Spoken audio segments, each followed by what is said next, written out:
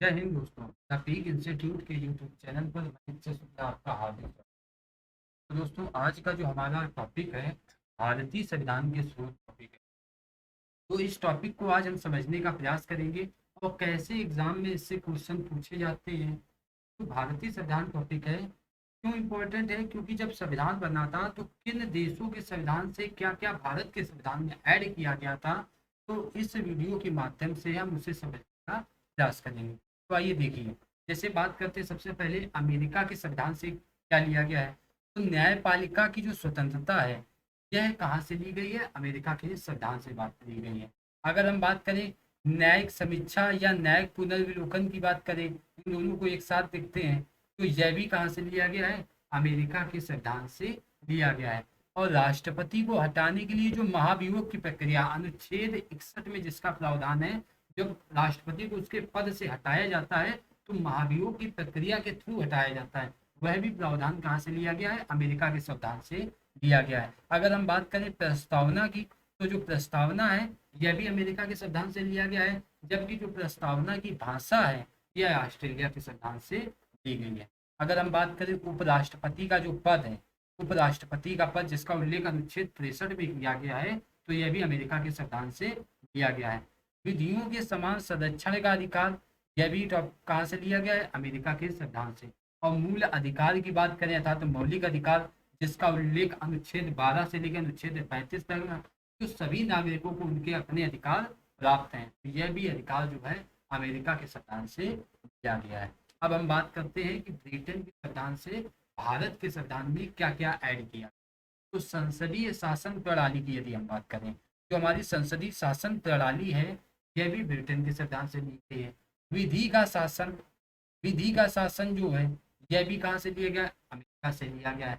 जबकि हम बात करें एकल नागरिकता के प्रावधान की बात करें, पहले क्या था, जम्मू कश्मीर जब राज्य था तो ये प्रावधान पूरे भारत में लागू नहीं होता था, लेकिन जब से जम्मू कश्मीर में धारा 370 का समापन हुआ, उसके बाद से ये प्रावधान पूरे भारत में एकल नागरिकता का प्रावधान लागू हुआ। अगर हम बात करें महान्यायवादी के पद की बात करें, तो जिसका उल्लेख अनुच्छेद 73 में किया गया है, जो संघ सरकार अर्थात हम कह सकते हैं कि जो भारत सरकार है उसका सर्वोच्च विधिक सलाहकार जो होता है वो महान्यायवादी होता है। बात करते हैं भारत राष्ट्रपति नाममात्र का शासन प्रमुख, जबकि जो वास्तविक शक्तियां होती हैं वो प्रधानमंत्री। कहने के तौर पे हम कह सकते हैं कि राष्ट्रपति सिर्फ एक तरीके से क्या होता है कि मान लीजिए पुतले के समान होता है, और जबकि जो हमारा प्रधानमंत्री होता है वो एक रोबोट की तरीके होता है कि पूरी शक्तियां उस रोबोट के पास हैं, और जो हमारे राष्ट्रपति जी हैं वो सिर्फ एक पुतले के समान है। ऐसे हम समझ सकते हैं। मेन जो रोल रहता है भारत में, वो प्रधानमंत्री का ही रोल रहता है। बात करते हैं कनाडा के संविधान से क्या लिया गया है। तो जो संघीय शासन व्यवस्था की बात की गई है, संघीय शासन व्यवस्था जो है यह कनाडा के संविधान से ली गई है। जबकि अवशिष्ट शक्तियां, जो मेन शक्तियां होंगी, जो मेन पावर होंगी, वो किसके पास होंगी? केंद्र सरकार के पास होगी। तो यह भी कहाँ से लिया गया है? कनाडा के संविधान से लिया गया है। इसके बाद बात करें कि नीति निर्देशक तत्व, जो नीति निर्देशक तत्व जिनका उल्लेख अनुच्छेद अनुच्छेद 36 से लेके 51 में किया गया, तो राज्य को क्या दिए गए? आदेश दिए गए कि राज्य का कर्तव्य है कि अपने राज्य के लिए जो चीजें करनी है उसको लेकर है, कि राज्य का कर्तव्य है कि लोक कल्याणकारी राज्य की स्थापना करना, जो लोगों का कल्याण करे।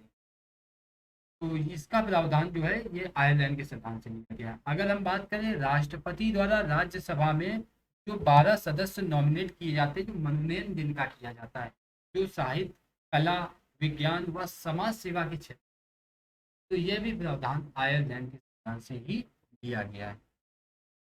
ऑस्ट्रेलिया के संविधान से बात करें तो समवर्ती सूची का जो प्रावधान है, समवर्ती सूची का जो प्रावधान है, यह अमेरिका के संविधान से लिया गया है। हमने बात की थी प्रस्तावना की, तो प्रस्तावना अमेरिका के संविधान से ली गई है, जबकि जो प्रस्तावना की भाषा है उसका उल्लेख जो है वो ऑस्ट्रेलिया के संविधान से लिया गया है, मतलब उसको ऑस्ट्रेलिया के संविधान से जोड़ा गया है, प्रस्तावना की भाषा। अब दक्षिण अफ्रीका के संविधान से क्या लिया गया है?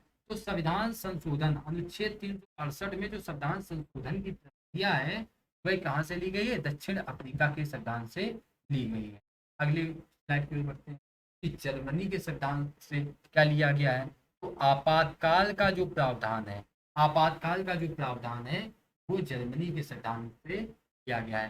फ्रांस के संविधान से बात करते हैं तो गणतंत्रात्मक शासन प्रणाली ली गई है, और प्रस्तावना में जो स्वतंत्रता, समानता और बंधुता का आदर्श है, यह भी कहाँ से लिया गया है? फ्रांस के संविधान से लिया गया है। अगर हम रूस के संविधान की बात करें कि रूस के संविधान से क्या क्या भारत के संविधान में ऐड किया गया है, तो मौलिक कर्तव्य ऐड किए गए हैं। जो राज्य के जो निवासी होते हैं, जो आम जनता होती है, उनको कौन से क्या क्या कर्तव्य, क्या क्या करना चाहिए, तो उस चीज का उल्लेख अनुच्छेद 51 का तथा भाग 4 का में ऐड किया गया है। और जो मौलिक कर्तव्य है, ये स्वर्ण सिंह समिति की सिफारिश पर 42वें संविधान संशोधन 1976 में इसको ऐड किया गया था।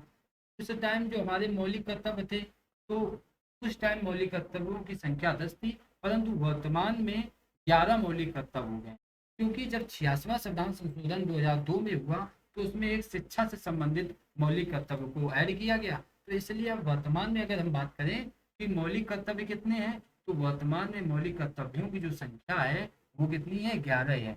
और दूसरा, सामाजिक, आर्थिक व राजनीतिक न्याय का जो आदर है, यह भी कहाँ से लिया गया है? अमेरिका के संविधान से लिया गया है। तो दोस्तों आज के लिए इतना ही। अगर आपको वीडियो अच्छा लगा हो, चैनल को लाइक, सब्सक्राइब और शेयर करना ना भूलें। धन्यवाद।